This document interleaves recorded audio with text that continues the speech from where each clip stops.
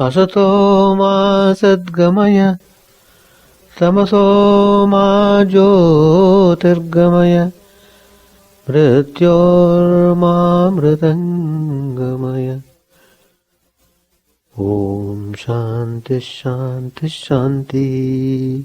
Let us offer our salutations to Sri Ramakrishna, the embodiment of all religions, the Supreme God incarnate, who came to establish universal religion. Let us pray to Him to lead us from the unreal to the real,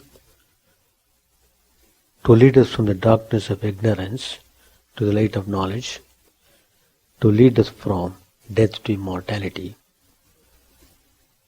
Today's topic I have chosen, true wealth. It's very natural. People are aspiring for acquiring wealth. It's perfectly all right. But what type of wealth we are seeking, that's very important to know. There are lots of things in this universe. God has created opposites.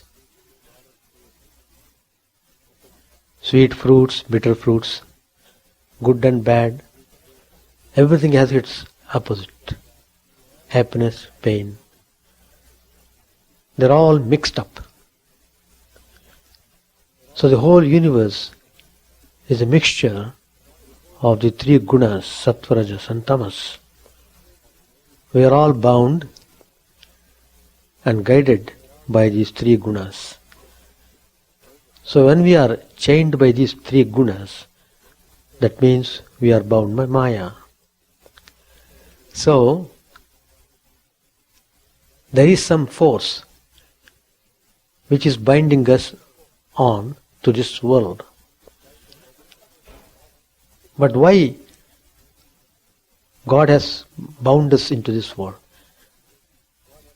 See, just as we also would like to play, so also God wants to play. The whole creation is but the game of the Lord. It is described in our scriptures, Leela Kshetra. This universe is the Leela Kshetra. God wants to play. He wants to enjoy the fun with His creation. So He has created all things, and He has given most beautiful human body and all the senses, vibrant, vigorous, full of emotions, ambitions, and good intellect, mind. The whole thing is given, and freedom. So having given all these things, God wants to see us how we play our part in this world. So we have to understand the working of the universe with this perspective. It is only through learning that we pass through this world and enter into spiritual realm. First of all, we must know that our true entity is in spirituality. It's because of our false ego, false identification with ourself, we are undergoing never-ending suffering. So one such suffering is also the cause of our misunderstanding or not properly understanding the value of the wealth. What is the true measure of wealth? That we should know. Most cultures today would have us believe that wealth is measured by how many material things we own, how many properties we have got, in how many states, how much of bank account I have got. So, people think wealth from this point of view. And many of us feel discontented and dissatisfied. The mandate to consume and buy more and more translates into a desire that can all too easily become a bottomless. There is always a connection between our never satiating desires and the wealth. This simple, powerful story may help us to think differently about money, reconnecting with our source of inner peace and true wealth. There is a story to show it to us how this material wealth is the cause of tremendous suffering. There was a very wealthy businessman. He lived in a very palatial house, but he had a very good childhood friend. He loved him so much, but he was poor. Though he was poor, he was very happy. This poor fellow had a loving wife who adored him and greatly appreciated how hard he worked to provide for the family. So there was perfect peace and harmony in the family of the poor. Though they have very little money, still they are contented. Santushto yena kenachit. Lord Krishna says in the Bhagavad Gita. Being satisfied with whatever God has provided us. Not desiring anything more than what we have. To be contented with. That's a spiritual quality which we should all cherish. The more you are contented, the more you are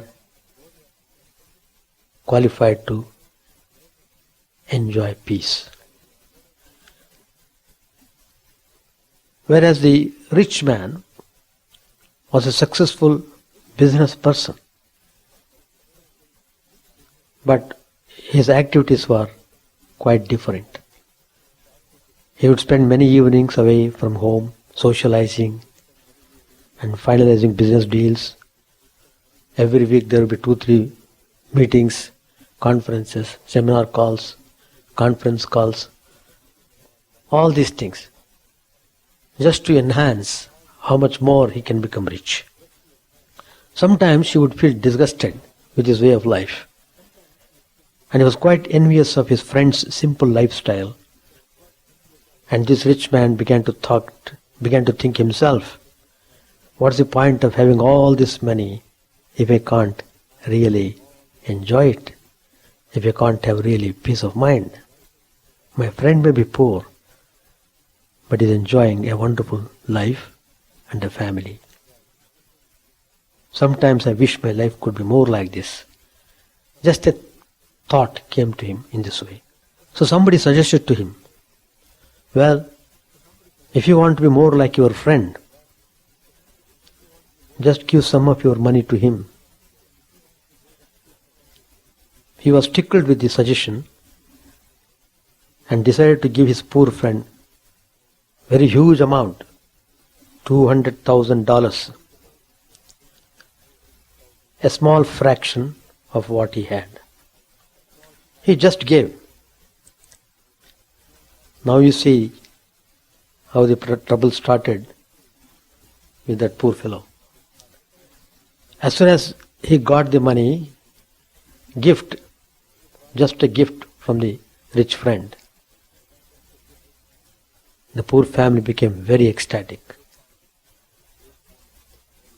They thought the money was the best thing that could happen to them. When night fell, they began to worry about how to safeguard their newfound wealth. Should they put it in the drawer someone might steal it. How about under the mattress? Some people keep money under mattress also, where the income tax people have raided and found out huge sums of money under the mattress. So that did not sound like such a good thing to hide. So they were worried about their future. They hardly got a wink of sleep that night. It continued some time like this, becoming restless, more tension oriented, more worried. After a few days, this poor family, who were once very contented, now they began to argue about how best to use the money. Each one has his own idea.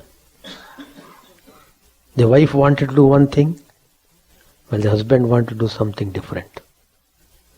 So clash. Their fights almost destroyed their marriage. There was total disharmony and noisy atmosphere, quarrelsome atmosphere in the home. Upon reflection, they realized that all their problems had started when they took that money from the rich friend. So finally they were wise enough to decide to return that money to the rich man. So there is a valuable lesson here for us to learn. Money, no doubt, is very important, very essential. Without money, no one can survive. Money can solve many problems, undoubtedly, but it can also create many new ones. How it creates problems? If the money falls into the hand of a person who has no character, then it creates problems. Our happiness depends more on our personal integrity and how we feel about ourselves, as well as the quality of our relationships, etc. One great philosophy we should always remember. We came into this world. Did we bring anything when we came? We came empty-handed.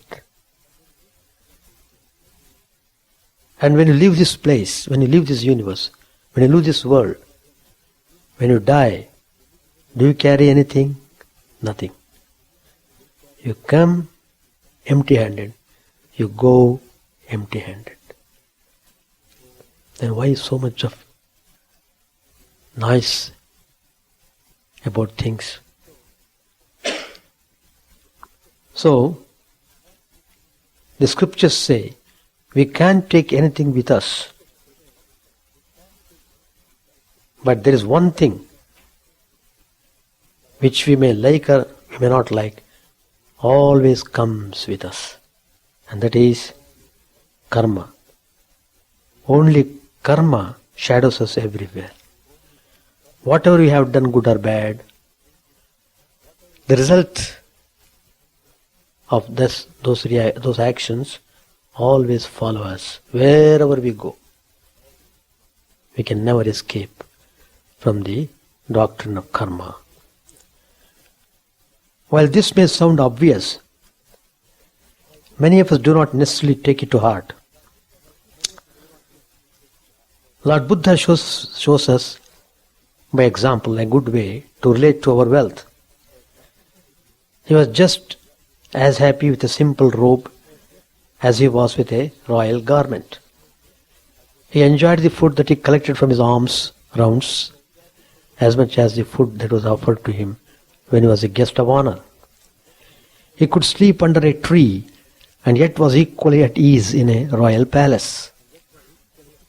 Buddha was always at ease with his circumstances. The distinctions of rich and poor, coarse and fine, or fame and rejection had no bearing on his inner peace. It is one thing to be poor in a monetary sense. It is quite another to be lacking spirituality.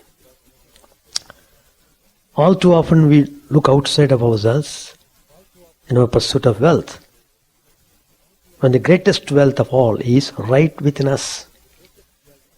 Every one of us has that most wonderful treasure in us.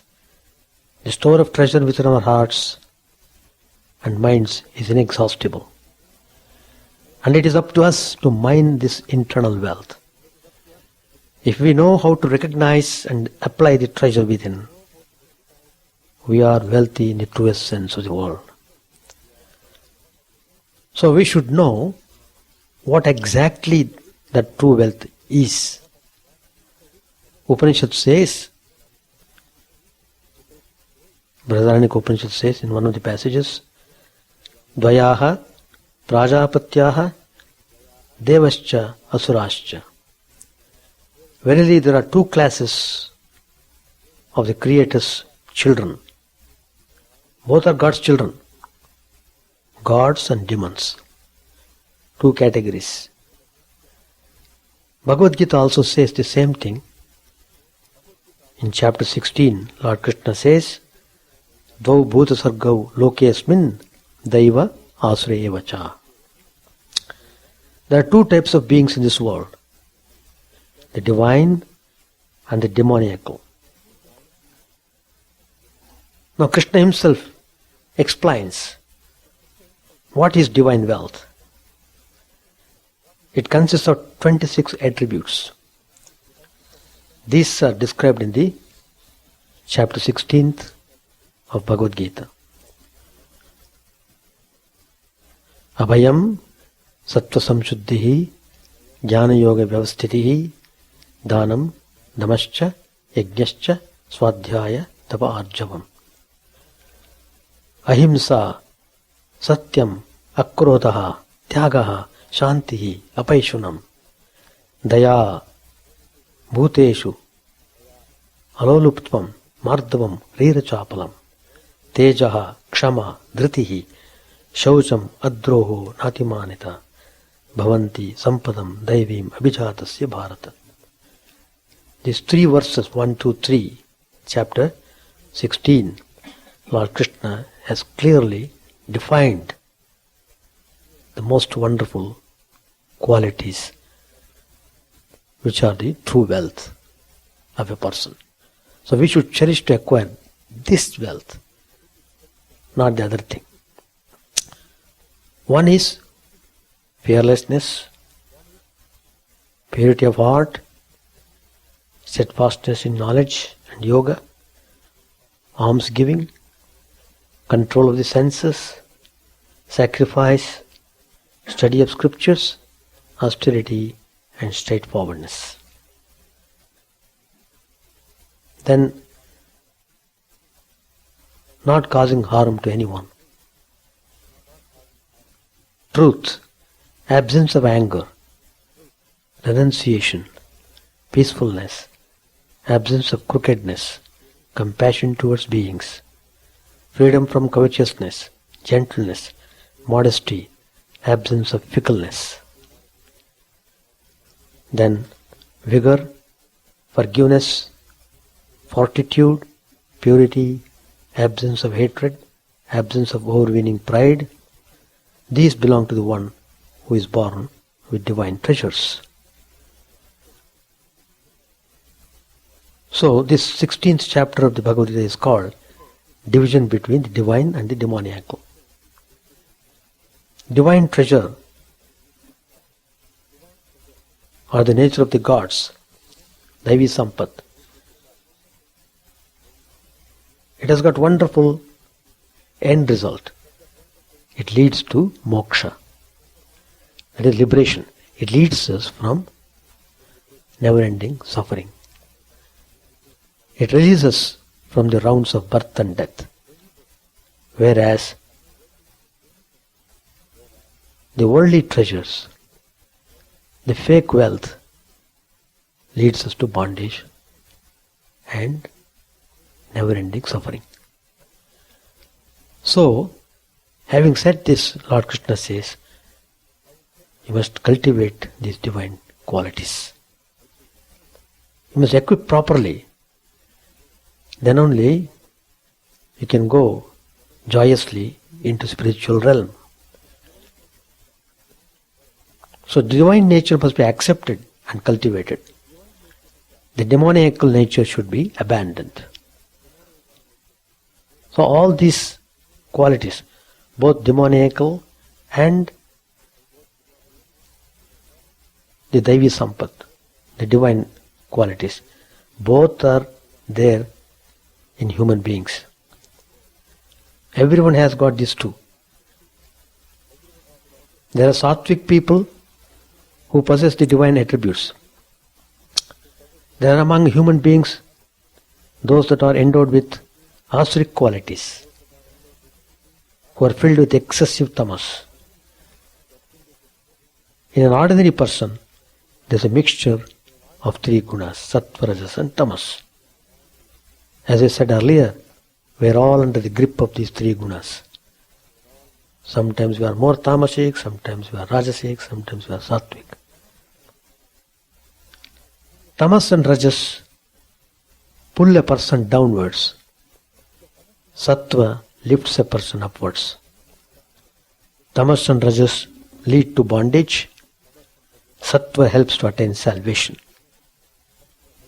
So, it is taught that we should discipline ourselves properly and develop sattva, become sattvic. When the mind is sattvic, there is calmness in it. Divine light can descend only when the mind is serene and cheerful. The sattvic man controls the senses. He does selfless service.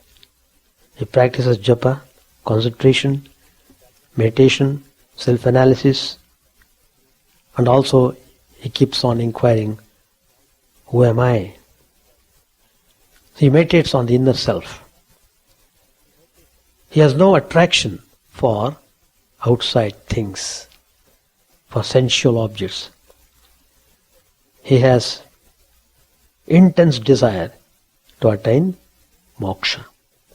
That means strong aspiration to get release from this terrible suffering of the world. He is humble, generous, merciful, forbearing, tolerant and pious. He destroys his little personality. These are the qualities of a sattvic person, where sattvic guna is predominant.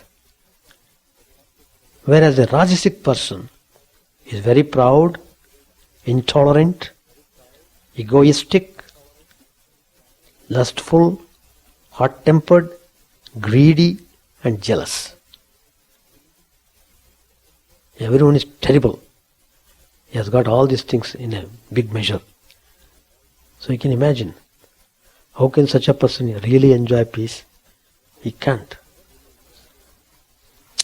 He works for his own glory, fame and self-aggrandizement. He develops his own little personality. There is an intimate connection between the gunas and the karmas. The nature of the karmas depends upon the nature of the gunas. A sattvic person will do virtuous actions. A rajasic and tamasic person will perform non-virtuous actions.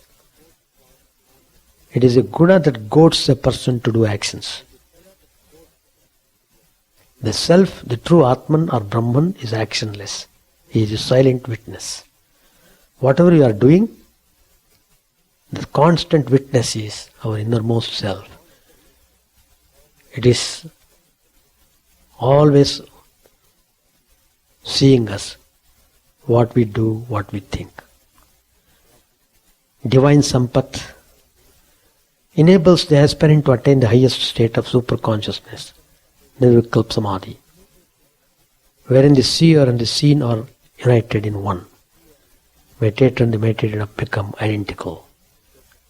If you read Sri Ramakrishna's life, you find how he could attain Nirvikalpa Samadhi.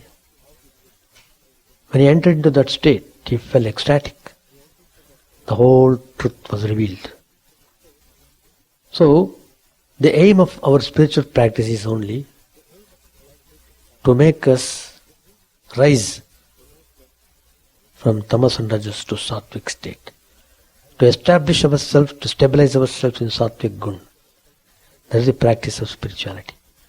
And once we are stable in that quality, then everything opens up.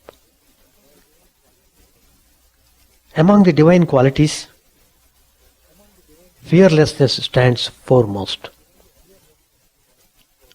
Fear is most terrible. It is an effect of ignorance. Identification with body causes fear. Blind attachment to things of the world is a cause of fear.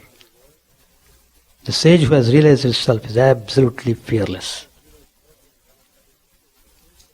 There is an episode recorded. It has happened. The great Alexander, who conquered the whole world, most of the countries,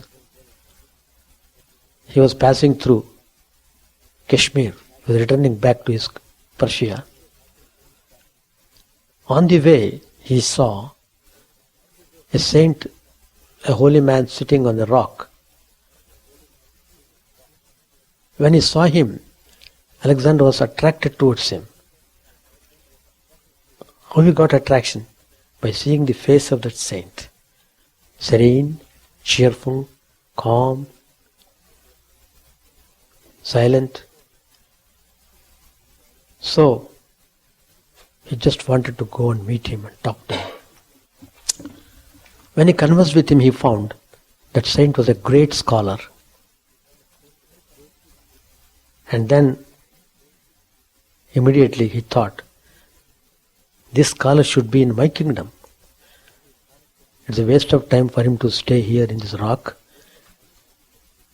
So why not he come to my kingdom? So he began to tempt him. Look, I give a palace to you to live upon. There will be lots of servants to take care of you. Give all comforts, whatever you want. Plus something more I will give. Please come and stay in my kingdom. We need scholars like you. I want persons like you. When he was talking in this train, the saint was really a good saint. He was contented because he was desireless. He doesn't want anything of this world. So he simply laughed over it. Alexander was surprised. Why this man is laughing when I'm offering so many things? Then the saint said, look, I don't want any of these things what you are offering to me. Why are you disturbing me? I am not aspiring for any of the things which you offered me. I am quite contented here. I am happy here. You go in your own way. But then he began to show his Rajasic temperament, Alexander. It is recorded in the Greek history. Swami Vivekananda has seen that incident in the archives when he visited Italy. Then the Alexander said, look, do you know who am I? His Rajasic quality began to pronounce. I am Alexander, the conqueror of this world. If you don't come, do you know what I will do? He drew the sword, indicating that he would kill him instantly if he doesn't follow his orders. When he drew the sword, the saint, he laughed more widely than before. He laughed profusely. What are you talking about? You want to kill me, who cannot be killed at all? Nainam chindanti shastrani, nainam dahati pavakaha, nachainam kledayantyapo, nashoteti marutaha. This Atman cannot be killed by. It cannot be wet. It cannot be burnt. It cannot be killed by sword. You can't do anything. It's immortal. And he told with so much clarity and fearlessness. The point is, he was utterly fearless. And he was well established in his realization. Truly he meant what he said. And this powerful assertion from the saint transformed the Alexander, and he became his disciple. So, a person who has realized become totally fearless. Abhayam, that's the quality.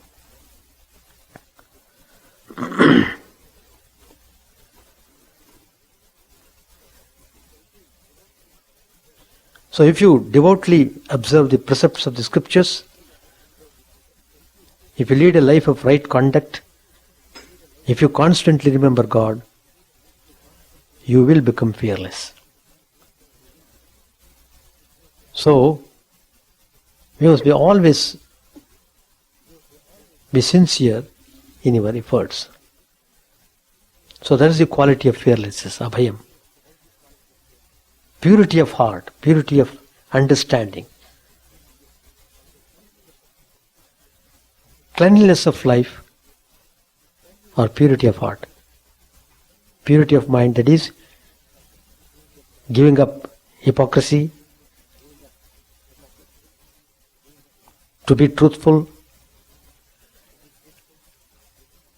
and straightforward in all dealings with people, and doing transactions with perfect honesty and integrity. That is purity of heart. A purity of mind cannot be obtained without devotion to the Lord. So they are all interlinked. Then comes the steadfastness in knowledge and yoga.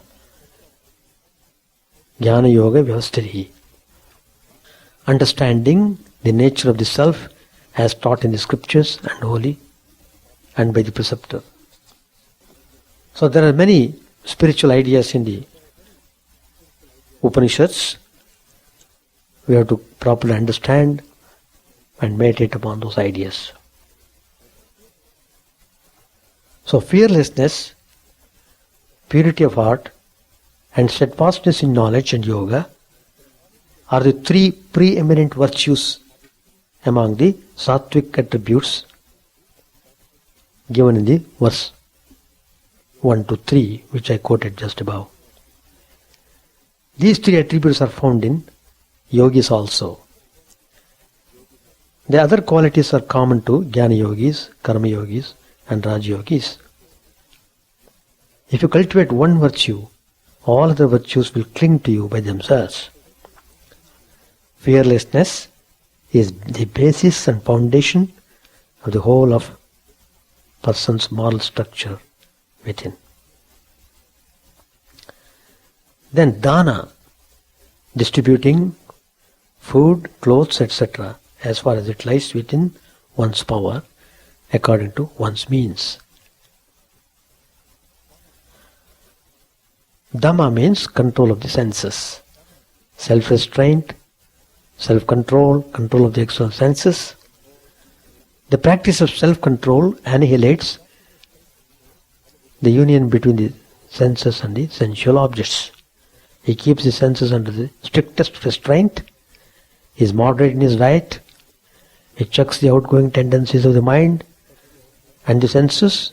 He induces the mind and the senses to turn backwards towards their own sources.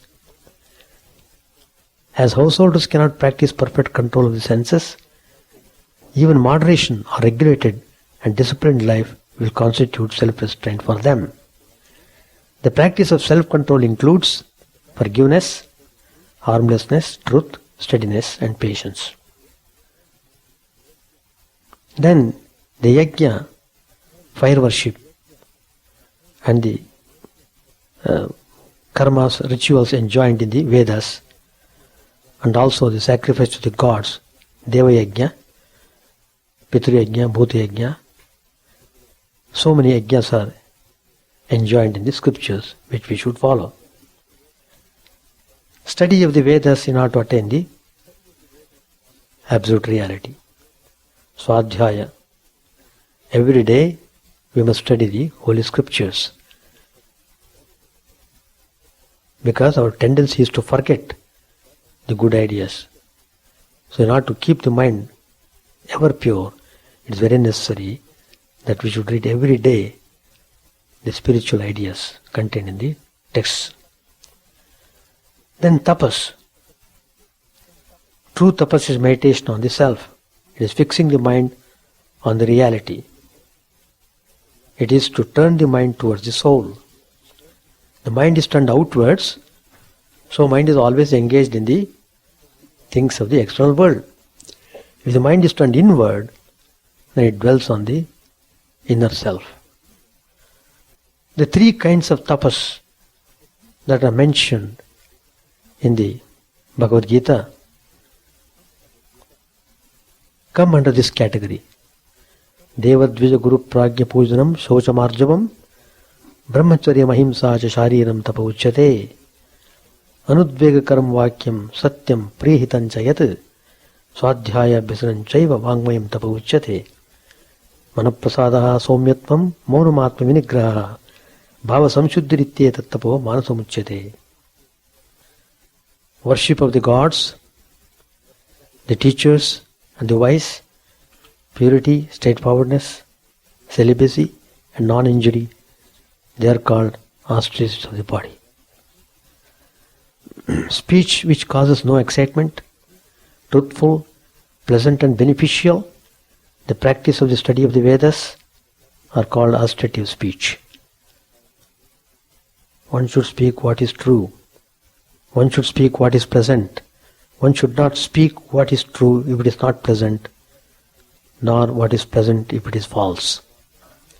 This is called mental austerity. Then straightforwardness, arjavam.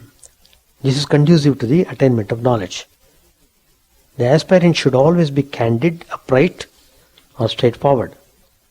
Straightforwardness should be his constant attitude. A just and truthful person alone can be straightforward. He is respected by the people, he is liked by all, he attains success in all his endeavors, he never hides facts or truth. Non-injury in thought, word and deed. By refraining from injuring living creatures, the outgoing forces of rajas are curbed. Ahimsa is divided into physical, verbal and mental. Speaking of things as they are without uttering unpleasant words or lies. This includes self-restraint, absence of jealousy, forgiveness, patience, endurance and kindness. Akrodaha, absence of anger when insulted, rebuked or beaten. That is, even under greatest provocation, we should not become angry. We should not become angry. Renunciation means tyaga. Literally, giving up vasanas, egoism and the fruits of action. Charity is also considered as tyaga. Peacefulness, serenity of the mind or tranquility. Apaishunam means absence of crookedness, aversion to slander and absence of narrow-mindedness. Daya, compassion to those who are in distress. A man of compassion has a tender heart. He lives only for the benefit of the world. Compassion indicates realization of unity or oneness with other creatures. Freedom from covetousness, non-covetousness, that should be cultivated. The senses are not affected or excited when they come in contact with their respective objects. The senses are withdrawn from the objects of the senses, just as the limbs of the tortoise are withdrawn by it into its own shell. Gentleness, then modesty, absence of fickleness, not to speak in vain, not to move the hands and legs in vain, avoidance of useless action. All this come under achapalam. Then vigor, tejas. Vigor, energy, brilliance. The aspirant who is bent on attaining salvation marches boldly on the spiritual path. Nothing can tempt him or slacken his progress. This unbroken progress towards the realization of the self or the absolute is very important. It overcomes the downward pull of the tamas. Then forgiveness, kshama. He who is endowed with this virtue does not exhibit anger even when he is insulted. Although he is strong enough to take a vengeance, he is unaffected by the insult or injury. Then fortitude. The sage absorbs within himself all calamities. He is steadfast even when he is in very trying and most adverse conditions. This is a particular sattvic vritti or state of mind which removes depression or exhaustion of the body and senses when they sink down.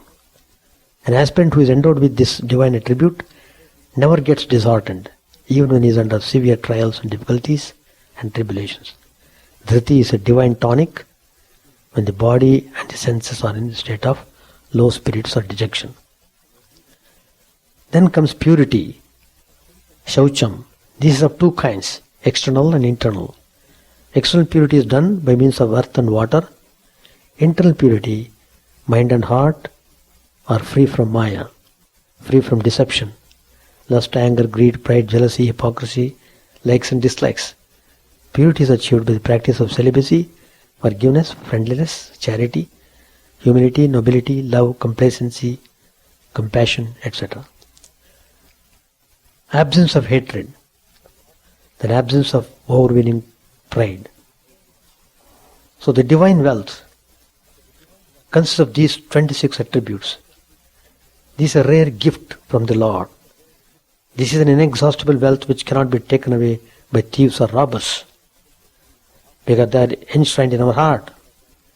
This Daivi Sampat helps the aspirant attain the imperishable and immaculate Brahmic seat. It is a shortcut to the realm of eternal bliss or moksha.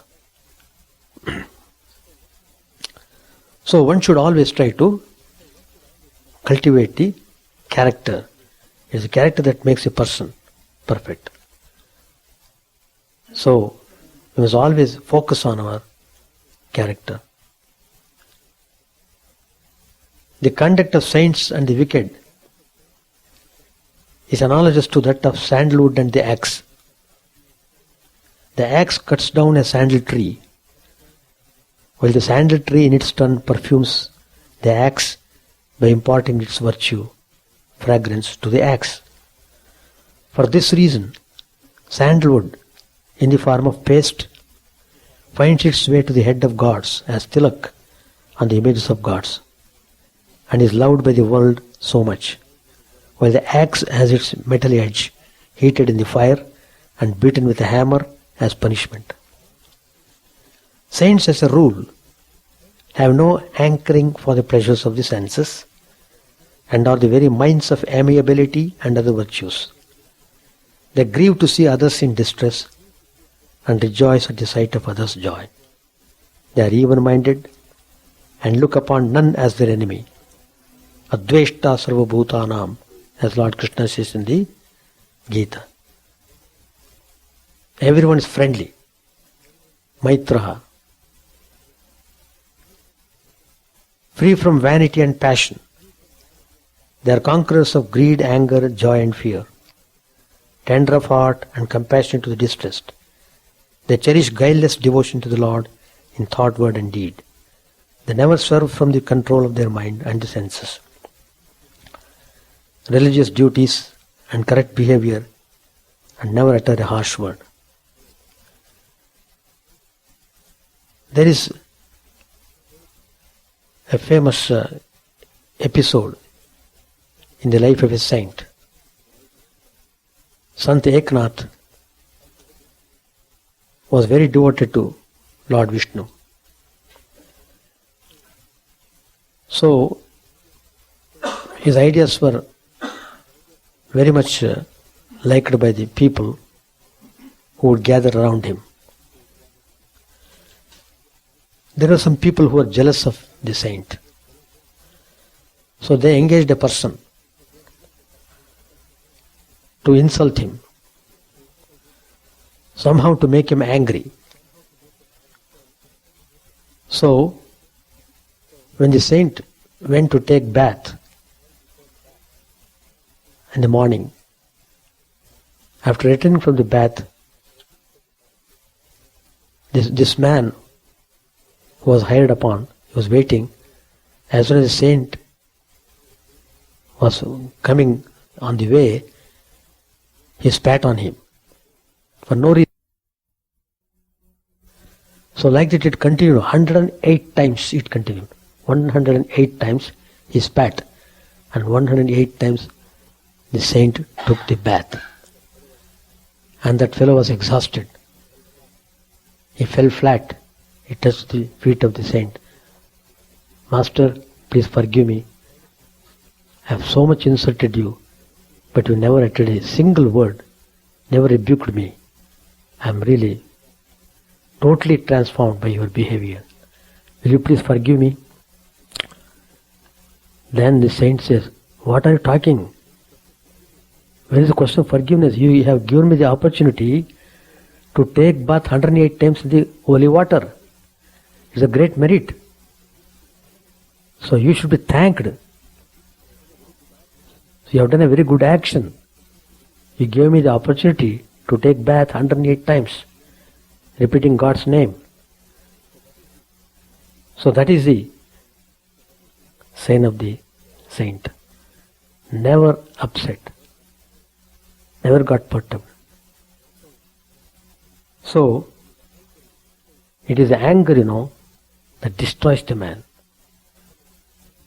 The worst enemy of the person is anger. Lot of crimes happening in this world are because of the anger. The whole Mahabharata war was conducted because of the anger. Revenge, pratishod. So one should be really very careful about cultivation of the good qualities, and one should be really very straightforward. It depends upon what type of people he becomes associated with. Sri Ramakrishna also has said, all the great masters have said, satsang, holy company, is very important to develop our true character. Satsang, retreats, they are all very helpful. Once Yudhishthira, Dharmaraja in the Mahabharata, he was talking to Bhishmacharya. He asked him, tell me, sir, everything about that from which spring anger and lust and fear and loss of judgment and inclination to do evil to others and jealousy and malice and pride and envy and slander and incapacity to bear the good of others and unkindness and covetousness. Bhishma said, these vices are regarded as very powerful enemies of all creatures. These approach and tempt men from every side. They goad and afflict a heedless man or one that is insensate. Indeed, as soon as these vices see a person, they assail him powerfully like wolves jumping upon their prey. From these proceed all kinds of grief. From these proceed all kinds of sin. Every mortal should always know this. I shall now speak to you of their origin, of the objects upon which they rest, and of the means of their destruction. Listen, O king, with undivided attention to the origin of anger, truly and in detail. Then Bhishma says, anger springs from covetousness. It is straightened by the faults of others. It is strengthened. It is strengthened by the faults of others. Though forgiveness, through forgiveness it remains dormant, and through forgiveness it disappears. As regards lust, it springs from resolution, indulgence strengthens it. When the man of wisdom resolutely turns away from it, it disappears and dies. Envy of others proceeds from between anger and covetousness. It disappears in consequence of compassion and knowledge of self. In consequence of compassion for all creatures, and of that disregard for all worldly objects, that knowledge brings in its train, it disappears. It also arises from seeing the faults of other people, but in men of intelligence it quickly disappears in consequence of true knowledge. Loss of judgment has its origin in ignorance and proceeds from sinfulness of habit. When the man whom this fault assails begins to take delight in the company and counsels of wise men, the wise at once and immediately hides its head. Men see conflicting scriptures. From that circumstance springs the desire for diverse kinds of action. When true knowledge has been gained, that desire has been allayed. The grief of an embodied creature proceeds from affection which is awakened by separation. When, however, one learns that dead do not return, whatever the grief one may feel for them, it subsides. Incapacity to bear other people's good. It proceeds from anger and covetousness. Through compassion for every creature, and in consequence of a disregard for all earthly objects, it is extinguished. Malice proceeds from the abandonment of truth and indulgence of weakness. This vice disappears in consequence of one's waiting upon the wise and good. Pride in men springs from birth, learning and prosperity. When those three, however, are truly known, that vice instantly disappears. Jealousy springs from lust and delight in low and vulgar people. In consequence of wisdom, it is destroyed.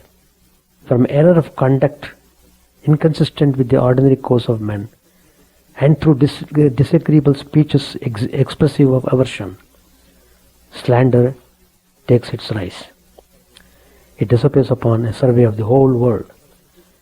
When the person that injures is powerful and the injured one is unable to avenge the injury. Hate shows itself. It subsides through kindliness. Unkindness proceeds from a sight of the helpless and miserable persons with whom the world abounds. That sentiment disappears when one understands the strength of virtue. Covetousness in all creatures spring from ignorance. Beholding the instability of all objects of enjoyment, it suffers destruction. It has been said that tranquility of soul can alone subdue all these faults. So we have to cultivate the values of life in order to be well established in the character. There are 4 values of life, of which moksha or liberation through self-knowledge is the 4th, is the final goal, final value of life. The other 3 are dharma, practice of virtuous righteousness, artha, attainment of prosperity, and kama, enjoyment of legitimate pleasures. Practice of dharma calls for an individual to perform the duties. Everyone is mandated to perform duties in life. One cannot escape from the duties. One has to purify himself through performing the duties. Artha implies acquisition of wealth necessary for the preservation of life and the promotion of the welfare of others. Kama is the enjoyment of legitimate pleasures, without which life becomes joyless and dry. The first 3 values must find their fulfillment in the 4th, that is self-knowledge, moral perfection, when not for the sake of self-knowledge, becomes nothing but enlightened egoism. Wealth and prosperity, when not used for sake of self-knowledge, breed delusion and attachment. Art and aesthetics that do not reflect the light of the self degenerate into voluptuousness and promiscuity. Knowledge of science and technology, when not directed to the attainment of self-knowledge, proves to be a dangerous weapon of self-destruction. Therefore, the acquisition of wealth and the enjoyment of pleasures must be guided by dharma or righteousness and governed by the goal of moksha or self-knowledge. So, by practicing these values in life, we will be well established in the character. So what Lord Krishna says is that we must concentrate upon the divine qualities which are very important to cultivate, and that's the only way that one can overcome the suffering in this world. So, such a person has got true wealth of wisdom, peace and bliss. So all these ideas have been given by Lord Krishna in the Bhagavad Gita, and also he has described the effects of bad karma and how they are put into great trouble and they are greatly punished because of their own bad actions. So we are pushed into suffering by our own actions, and we are raised up by our own actions. So actions play a very important role in everyone's life. What type of actions we are doing, that determines our life. So let us try to understand these things, try to develop character and acquire true wealth which is in everyone's heart. Compassion, fearlessness, free from jealousy, hatred. All these qualities must be well established in one's life. That way we can march onwards in spiritual journey. Thank you very much. Om Sahana Bhavatu Sahanau Bhunaktu Saviryam Karavavai Tejasvinavaditamastu ma vidvishavai. Om Shanti Shanti Shanti. Hari Om Tat Sat. May the Lord protect us, may He nourish us, may our knowledge be fruitful and enlightened, may we not hate each other. Peace, peace, peace be unto all.